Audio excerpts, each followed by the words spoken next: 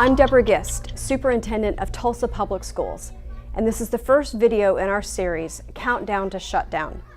If you're watching this video, you're probably already aware of Oklahoma's public education funding crisis and the extraordinary difficulties that our teachers face to make ends meet on salaries that are far from adequate. Earlier this month, our teachers came together to say enough is enough and told our state leaders that if there is no plan in place to restore funding to our schools and increase teacher salaries by Monday, April 2nd, they will walk out of our classrooms and schools. And you know what? At Tulsa Public Schools, we stand behind our teachers, and we are prepared to shut our district down if our state leaders do not pass a plan by April 2nd. Today is Monday, March 26th, and it is T-minus 7 days until our teachers walk out and our district shuts down. And I'm here at Key Elementary School, where Principal Doug Howard and his team are doing extraordinary work to advance student achievement and prepare our young people for success.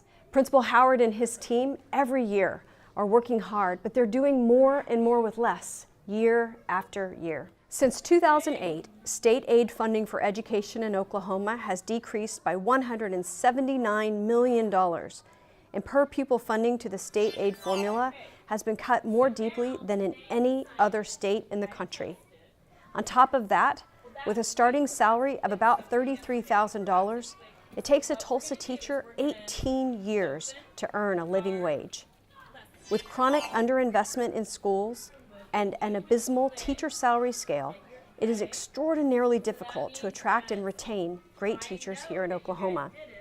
In fact, I was raised right here in Tulsa, but I left the state when I took my first teaching position in 1988 because I knew I could make significantly more per year outside of Oklahoma. Here at Tulsa Public Schools, the talent management team works year-round to recruit teachers, and typically they have to fill about 500 vacancies every summer. With a teacher walkout on the horizon and our funding crisis in the national news, we know there is a tough road ahead to be able to hire enough teachers to begin our next school year fully staffed. We lose about 25% of our teachers or more every year. When you talk about applications, we're about 60% lower in terms of new applicants than we would expect to see at this particular point in time. The compounding narrative of, the profession not being something that's at the heart of the state, where folks feel like they're continually being beaten down because, each year there's another battle that we've got to fight on behalf of the teachers in our system. And so when we think about being prepared for the 500 to 600 vacancies, we're incredibly behind, and that's not going to change if something doesn't change at the state. Oklahoma, we can't cut our way to great schools and to brighter futures for our children.